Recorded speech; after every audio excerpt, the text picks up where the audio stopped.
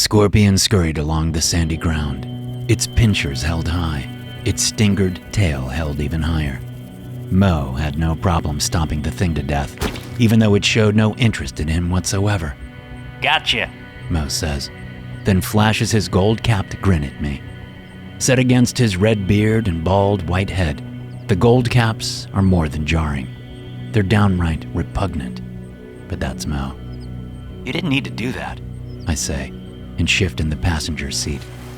The car door is open, and I'm sitting sideways with my boots on the highway's shoulder. So if things turn sour, I can hop in, scoot over, start this car right up, and get the out of Dodge. Not that I'd leave Mo. I'd never do that. But it's good to be prepared when you're out of the city. Only one kill around here, Pod, Mo says, and hawks a wad of tobacco spit onto the scorpion's crushed carcass. If you say so, I reply, and glance up at the noonday sun. There's a soft halo around the glowing orb, kind of fuzzy, like my head right now. Things tend to be a little fuzzy out in the wilds, and the longer you're gone from the city, the fuzzier things can get. The sun beats down on me and I try to shake my unease away. It was supposed to get close to 100 today, but the cloud cover has kept everything at a nice, calm 93 or so. I'm barely breaking a sweat. Mo, on the other hand, is going to need a saline drip if he doesn't move into the shade soon. His shirt is soaked all the way through, and I can see sweat stains starting to form around his crotch. Not that I'm staring at his junk. It just happens that I'm sitting and he's standing, so certain areas are at eye level. When's this guy gonna show? I ask, pretty much ready to call it a day and go find a spot where there's cold beer, warm food, and hot ass. He'll show, Mo says. He's scanning the ground, looking for more scorpions to stomp on. Or anything smaller than him, really. If Mo can crush it, he will. I mean that literally and metaphorically. I didn't ask if he'll show. I asked when he's gonna show. How the fuck you expect me to answer that? I ain't his mama. He'll show when he shows, and not a fucking minute sooner. Bad sign, man. Being late to a first meetup is a bad fucking sign. Well, you best tell him that when he gets here. I'm sure he'll dig the constructive criticism. Just saying that if you tell someone you'll be at a certain place at a certain time, then you should arrive at that certain place at that certain time like promised. It's not hard to figure out. This guy doesn't have to figure out anything. He hires guys like us to figure it all out for him. Great. What's he hiring us for? A fucking job. That's all I know. We are meeting him for a possible job. He'll fill us in on the details when he gets here. So you don't know anything about it? Like whether it's a snatch and grab, or a hit, or a safe job, or a... No! Jesus Christ, Scovey! How many times do I have to tell you that we'll find out when the guy gets here? If the guy gets here. He'll show, I know it. 2 hours later, and the guy hasn't shown. How long are we gonna sit here for? I ask. Mo glares at me. What? You said he'd show, and so far, he hasn't. I gotta get paid, Mo. If this guy is gonna stiff us, then I need to get back to the city and find a new gig. Oh? And what gig is your ass gonna find? No one will hire you, Scovey. You burned too many bridges in the city. I ain't burned shit, man. Have I ruffled some feathers? Sure. But sometimes feathers need ruffling. No, Scovey, they don't. You see it your way, I see it mine. And how's that working out for you, Scovey? Did you know that the Regal Syndicate almost put a contract out on you because you turned down that jewel heist? Without asking me, by the way. What? Regal? Bullshit. Who told you that?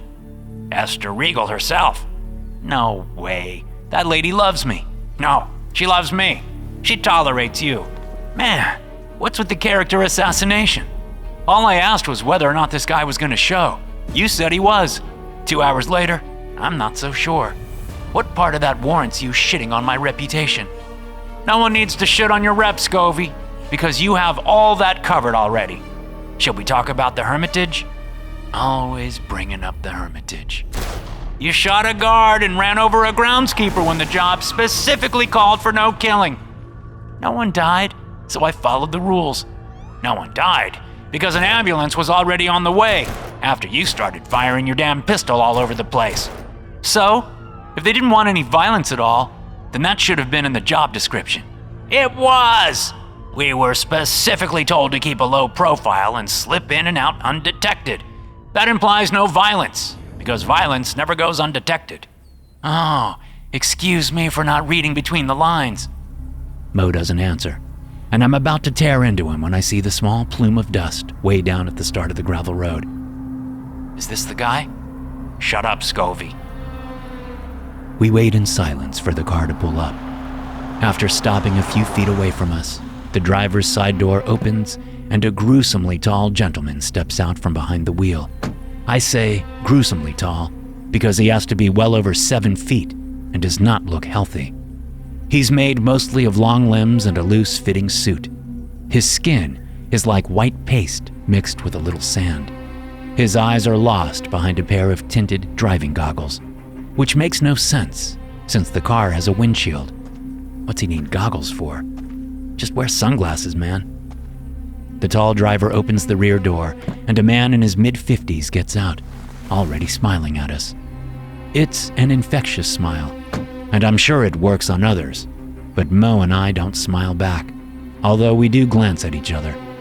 The guy looks familiar, but I know we haven't met him before.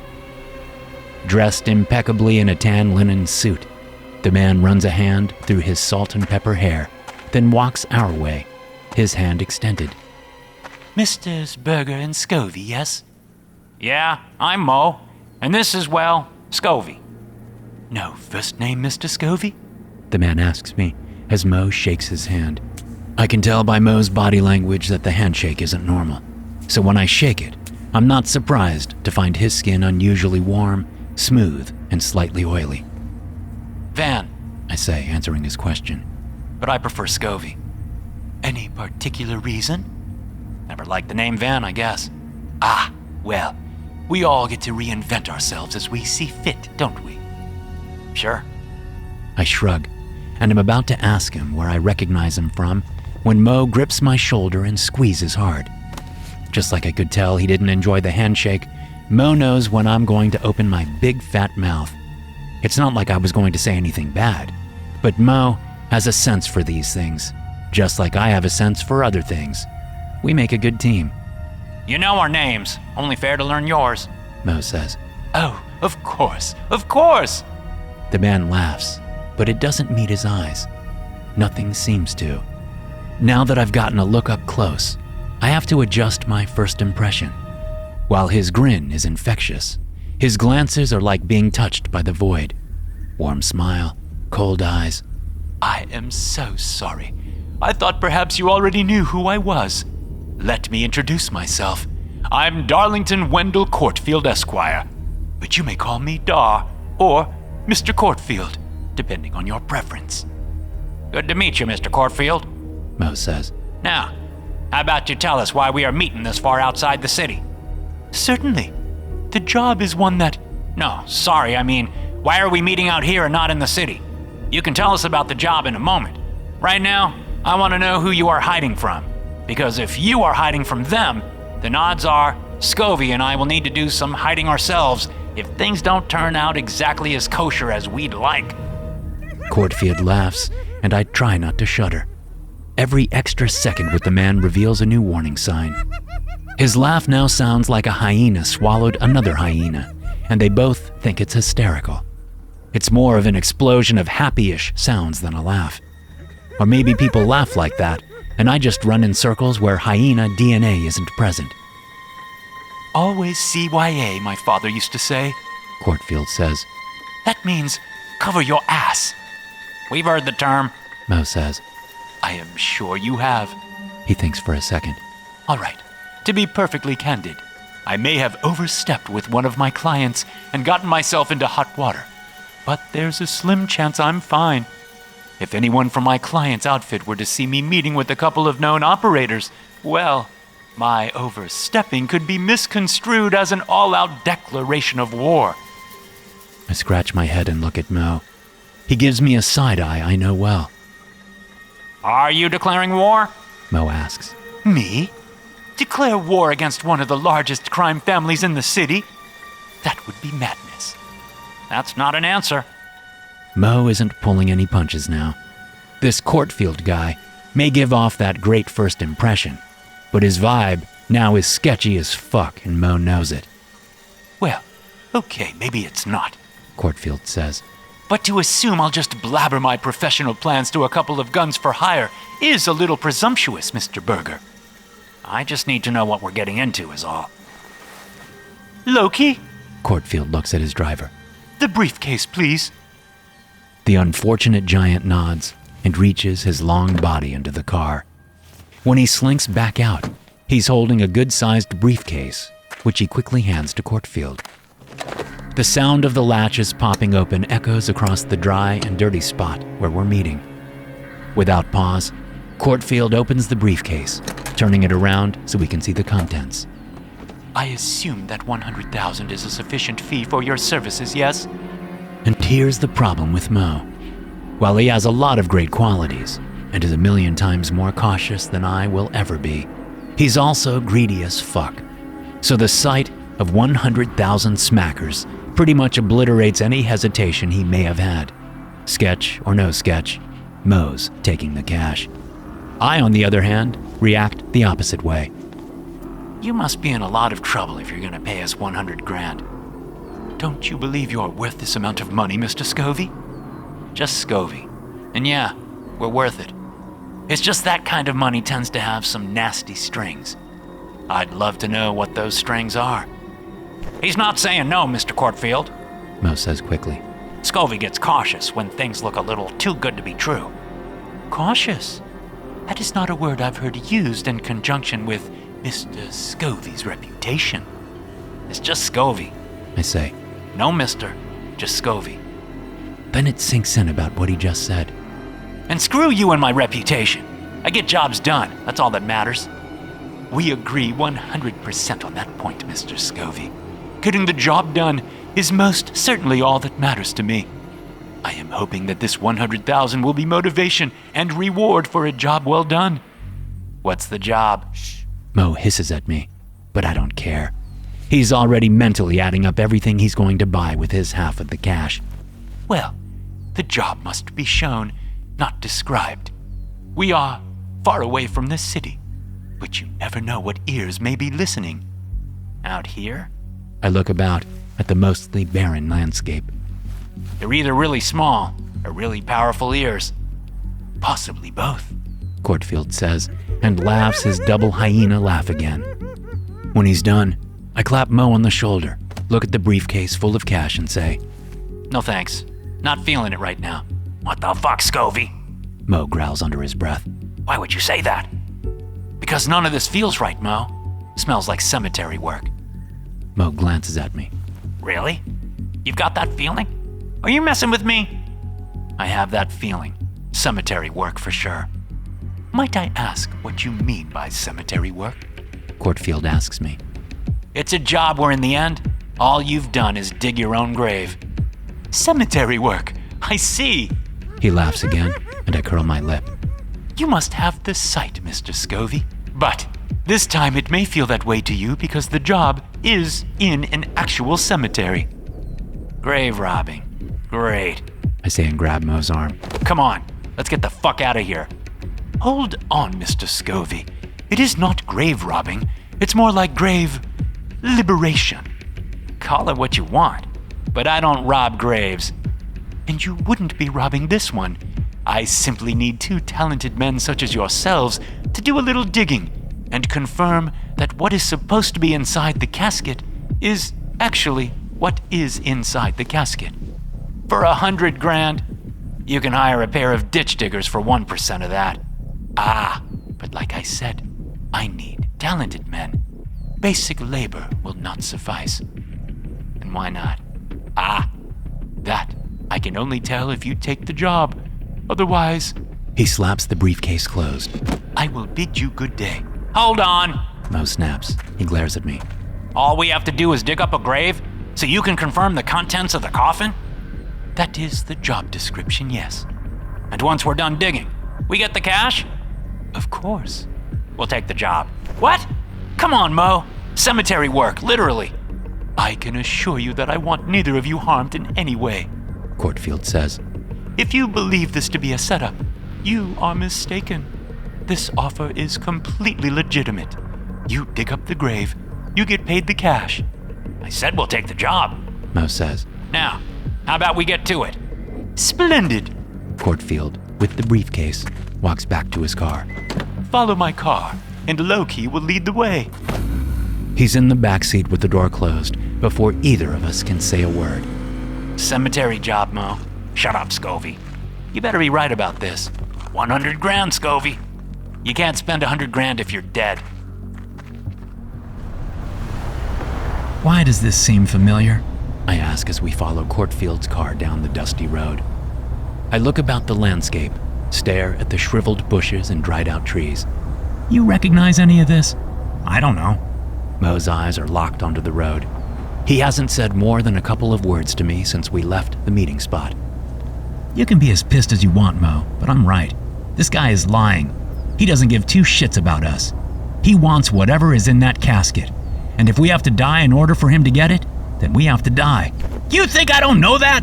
Mo roars at me. You think I don't know when I'm being fucked? Do you? Because your eyes nearly bugged out of your head when that briefcase was turned around. Yeah, man. That's a lot of fucking cash. He glares at me. And don't give me that not being able to spend it if we're dead bullshit. We could fucking die any day, Scovey. That's how our line of work works. I ain't wrong on this, Mo. Cemetery work. We are going to dig all night long, then get a bullet in the backs of each of our heads as the actual payment. Why? Why go to all this trouble just to kill us in the end? There have to be a dozen opportunities a day to take us each out back in the city. Why drive us all the way out here? I don't know, man. Why do any of these crazy fuckers do anything? That's not a good enough answer, Scovey. Definitely not good enough to override 100 grand payday. Cemetery work, Mo. Cemetery work. I let the issue drop. We're already on our way, so there's no slowing this train wreck down. Courtfield's car kicks up so much dust that we almost miss them turning onto the dirt track that can barely be called a road. Damn, this feels familiar, I say. Mo doesn't respond. He just leans forward over the steering wheel and ignores me. I shake my head. Cemetery work. Courtfield's car takes another turn, and we find ourselves following a dry ravine for a couple of miles before we finally reach our destination. Come on, Mo. Doesn't this place look familiar to you? I don't know, Scovey. You know how it is out in the wilds. Things get mixed up. I've only left the city a handful of times, and always at night. The sun is setting, so maybe we'll recognize it after dark. That's the dumbest thing I've ever heard. Why? Maybe we were here at night. I bet when we... There's a loud knock at my window and I jump. Courtfield's giant driver is standing there, peering in at us. Jesus, how'd he sneak up on us like that? Let's not find out. Mo opens his door and gets out. I wave the giant away and open my door, careful to keep a little space between myself and the driver once I'm out of the car. I'm still within his reach, though, considering the length of his spindly arms. Gentlemen, Courtfield calls from just outside a broken and collapsing picket fence. welcome to Morgan Creek Cemetery, the place where you earn your 100 grand. Morgan Creek? I know this place. I mumble to myself. You got shovels? We didn't bring shovels. Loki? The giant walks away from me and I relax a little. Loki returns to Courtfield's car and opens the trunk, where he plucks out 2 heavy-duty shovels, 2 pickaxes, and a pair of bolt cutters. Bolt cutters? Mo gives me a sharp look. What? I'm not being an asshole. It's strange to see bolt cutters. Yes, well, I need to make sure you can open the coffin. You expect it to be locked? I don't expect it to be anything except for under 6 feet of dirt. But no one stays alive for very long without preparing for the worst. If the worst requires bolt cutters, then we will use bolt cutters. Grab the tools. Me? Yeah, you. I'm going to scope the gravesite with Courtfield. I look past him at the neglected cemetery. There's like 24 graves in there at the most. You don't need to scope shit. Grab your own damn tools. I glare at Loki until he takes a few steps back. Then I duck in and snag a shovel and a pickaxe. Lead us to it. I say to Courtfield. With pleasure. Mo moves quickly and is right next to me before we get to the fence. Courtfield leads the way and walks between the first few rows of graves, then stops on the second to the last row. I look about with an almost overwhelming sense of déjà vu clouding my perception. As you can see, the sun is setting quickly, gentlemen, Courtfield says, as we stand in front of a grave with no headstone. I advise that you dig out the shape of the grave first, then concentrate on going deep once you know the space you are working with. Not our first time digging up a grave, Mo says. If we'd known this was the job, we would have brought our own tools. Yes, well, discretion was needed. Understood. Mo finally looks at me and nods. Ready? To dig? I don't really need much prep for that. Asshole. Mo jams the shovel blade into the dry dirt, and a cloud of dust kicks up, surrounding us. Yeah, if we'd gotten a heads up, we for sure would have brought our own tools. Maybe a bandana or towel to wipe the sweat away, and definitely some water. I'm already thirsty, and I haven't moved one shovelful of dirt yet. That changes quickly as Mo and I each take an end, then a side, as we outline the grave. Satisfied with the dimensions, we move opposite of each other and start digging. 1 hour and we're 2 feet down. 2 hours and we're 3 feet down. Loki lights a bunch of lanterns and sets them around the grave as we continue to excavate. Mo, you gotta listen to me. We've been here before. I don't know what you're talking about. Yeah, you do. Either it's the wilds or it's some other influence. But we're being stopped from remembering this place. Mo eyes me, but doesn't argue. 3, 4, then 5 hours in, and Mo's shovel hits something hard. Got it. Mo calls up out of the grave we dug for ourselves. And I believe that. I can smell death, and it isn't coming from the casket that Mo and I are now uncovering with our hands. Shoving fistfuls of dirt to the side so we can get the casket lid clear. No, the death I feel is a vibe that hovers around us. Excellent, Courtfield says, as he stands at the edge of the grave and looms over us. Will you need the bolt cutters? Mo? I ask as we keep clearing the casket. Mo doesn't say anything. He has that look on his face that he gets when a waitress throws him for a loop by telling him that they are out of the day's special. Mo loves a good special and almost takes it as a personal affront when he misses out. Who's in this? I am right here, Mr. Berger. No need to yell, Courtfield says. Let's show respect for the dead and not raise our voices, okay? Who's in this? Someone that someone else has been looking for a long while, if my hunch is correct. Hunch? For the record, we do not work on hunches. If we open this casket and you are disappointed, that's tough shit. We're still getting paid no matter what. Of course. Cemetery work, I whisper to Mo. He nods imperceptibly, but I see a smile playing at his lips. What? He shakes his head and stands up. Hand me that pickaxe. I look about, find one of the pickaxes, and hand it to him. Mo lifts the pickaxe high above his head, then brings it down in the middle of the casket, sending the pick straight through the dried out wood.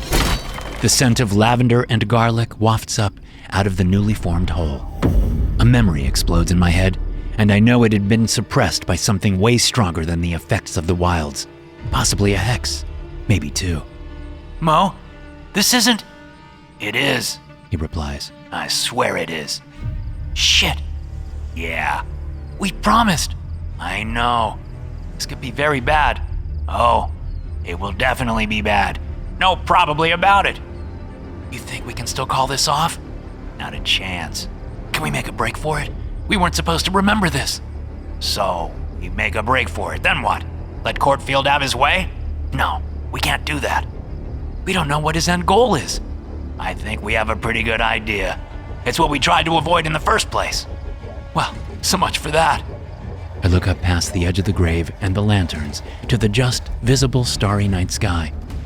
Now that it's dark, and I have what has been missing from my memory back in place, I recognize exactly where we are. I've even stood in this exact same spot before. What's the holdup, gentlemen? Courtfield asks. Please, get that casket open as soon as possible.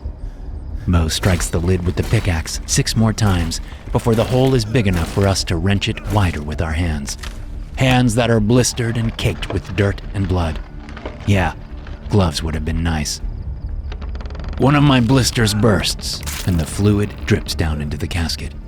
Damn it, Scovey. That's going to be a problem. Not if we move fast. Neither of us are that fast. We can only do what we can do.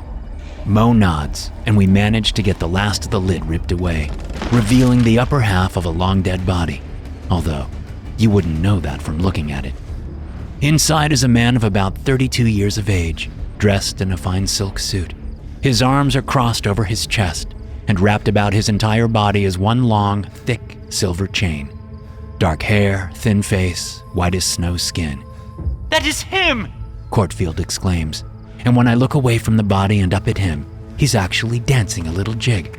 Great. Now get us up out of here. Mo says with a little more panic in his voice than I would have revealed. You hear me, Courtfield? Get us up out of here. Not yet, I'm afraid. He responds after stopping his celebratory jig. One last task, if you please. Yeah? What's that? Loki throws the bolt cutters down, and Mo catches them before they can level me. If you would be so kind as to remove the chains, that would be wonderful. Then you'll let us up? And you'll hand over that briefcase so we can get the fuck out of here? Of course. Bullshit. I know, Mo whispers. Fingers crossed this doesn't go sideways. Mo places the bolt cutters to the first row of chain and snips the link. The jaws slice through the chain like it's made of butter. 6 more snips, and the entire chain falls to the side of the body. Get us out! Drop us a ladder or a rope or something, now! I need the chains fully removed, Mr. Berger. Son of a bitch! I got it, I say, and lean into the casket so I can pull the sliced chain free from the body. Once I've gotten the remnants off the torso, I pull hard and thread the rest of the chain out from around the legs. Done, I say, and let the chain drop outside of the casket. I clap my hands together and another of my blisters breaks. Almost like it's in slow motion, I see a bloody glob of fluid pop from my blister and soar through the air to land on the body's lips. Shit, I say just as the corpse's eyes shoot open. A corpse I know and eyes I recognize. I don't even have time to scream or shout before the corpse is lunging upward, long-nailed fingers gripping me by the shoulders, bringing my neck straight to its mouth. Yes, perfect! Feed, you undead piece of shit! Feed! Teeth sink into my flesh, and I can feel the blood pulsing out of my body and into the corpse's mouth. But he's not really a corpse, is he? No, he's definitely not. Max, stop! My life flashes before my eyes. I can see the first time I got nicked by the cops for stealing gum from the corner store. I was 6. I see the first time I met Mo as he stood on the school playground, standing over the punk ass who'd made fun of his mother. The kid had a shattered nose and was missing 3 teeth. Mo got a week's suspension. I see Juvie, and when Mo and I made our pact to stay together forever, no matter what. You have to have someone watching your back in our business. And yeah, even at 11, we knew what business we were going into. I see that girl, Maddie, and the tears streaming down her face when I was sent to prison for a year. I don't have a memory of Maddie when I got out, because she was shacking up with some bookie who worked for the Regal Syndicate. I see all the scores Mo and I made. I see all the cops who chased me, caught me, beat me, stole money from me. All the cops who hate me, fear me, loathe me, and look the other way if the price is right. My heart beats steadily, then begins to slow. Max, knock it off, you fucking mosquito! The sucking stops, and with a wet splurch, the fanged mouth moves away from my neck as delicate hands push me to the side. What did? There's some coughing and clearing of his throat before he can continue. What the fuck did you just call me? You did not just call me a mosquito. It's the only way I could get you to stop. His voice is like a loud echo hovering around my head. I may be a little loopy from blood loss. The corpse, the body, the man who isn't a man, the vampire, smacks his lips. I know that taste. He sniffs loudly. I know that smell. Hands grab me and give me a shake, then a pat on the cheek. Scovey? What is happening down there? Courtfield shouts. Vampire! I orchestrated your freedom and claim your fealty. By the laws of the city and the covenants of creation, I command you to obey me and do my bidding as I see fit. Crap, Scovy. You alright, man? The vampire, whose name is Maxwell Werner, the scion of the Werner Syndicate, and longtime adversaries to the Regal Syndicate, asks me as he slaps my cheek a few times. Come on, man. Pull it together. Hey, Max. Sorry we woke you up. Wasn't our idea. My eyes focus a little better, and I see our old friend glance up toward the edge of the grave. Who's this douchebag? He squints. Ah, shit. Is that Courtfield? Let me guess. You dug me up to use as leverage against my father so you can start a war and take over his business. That sound about right? Courtfield glares down into the grave. As your liberator, I now command you, vampire, rise from your grave and prepare to be the tip of my spear. Yeah, that's Courtfield. Max says, and pats my cheek again. You'll be fine, Scovy. Drink some strong tea and eat lots of salty snacks when you get home. I nod. Okay, Mo, what's going on? Why'd you help my dad's former legal counsel wake me? The whole point of burying me was so that I wouldn't be a liability to my father, remember? I sleep for a while, conserve my strength, make everyone think I'm actually dead, then take over the business in a few decades without anyone knowing what hit them. His eyes go wide. You don't work for Regal now, do you? We work for whoever pays us. Mo admits. Once you were gone, Max, your dad stopped giving us jobs. It's like he couldn't look at us without seeing you. Stop talking to it! Courtfield shouts. Vampire, rise and do my bidding! I always hated Courtfield. Max says, as he extracts himself fully from the casket and stretches his arms up above his head. Ah, that feels good. He pats his belly. So did the little snack. Thanks, Scovy. No problem, Max. I say, my voice a bit weaker than I'd like it to be. We owe you so anytime, man. Loki, subdue the damn vamp! Courtfield begins to shout, but stops as Max is suddenly up out of the grave and floating directly in front of the man. You wore the wrong color suit, Cordy. Max says. It's about to be ruined by some very hard-to-get-out stains. Max reaches for Courtfield, but stops as long, spindly arms grab him out of the air and throw him to the side, out of our sight. As we stand down in the grave, all we hear is scuffling, then punches landing, then the tearing of limbs off of a body. It's kinda sad that I know what all that sounds like. Courtfield takes off running, and we watch a flash of Max fly over the grave. Courtfield screams, and the screams become sobs, and the sobs become gurgles. Then the gurgles stop. Max's face appears at the edge of the grave. What are you guys waiting for? Get up out of there. Kinda need a rope or something. Oh, right. Before I can blink, Max has us up out of the grave. What's left of Loki is spread everywhere. Courtfield lays with his limbs akimbo, his eyes staring up at the sea of stars. What do we do with him? I point at Courtfield's corpse. Should we bury him? Nah, Max says. he's not dead. Well, he is, but like me dead, not forever dead. We'll leave him here, and if he comes to before the sun rises, maybe he'll bury himself. If not, then... He makes an explosion gesture with his hands and fingers. Poof. No more Cordy. Works for me. Mo says, then walks straight to Courtfield's car where he reaches inside and grabs the briefcase. Who's up for a drink or 10? Me! Max says and raises his hand. Scovy? Yeah, I need all the drinks. I say as I rub my neck. Hey, Max, I'm not gonna become a vampire, am I? I don't think so. You don't think so? Shit, man. I was only a vamp for like a year before my dad came up with that plan to bury me. I don't know all the rules. I'm sure you'll be fine. Yeah, Scovy, you'll be fine. Mo echoes. Worst case, as you become Max's mind slave. Funny. Nice joke. I say as we all walk to our car. I mean, that is a joke, right, guys? We'll see. Max says. You'll be fine. Mo reiterates and slaps me on the shoulder. I guess it wasn't cemetery work after all. What? It was totally cemetery work. I exclaim as we climb in, and Mo starts the car up. The only reason it wasn't is because Courtfield didn't know who we were. That's a technicality, right, Max? Don't put me in the middle of you two's dysfunctional bullshit.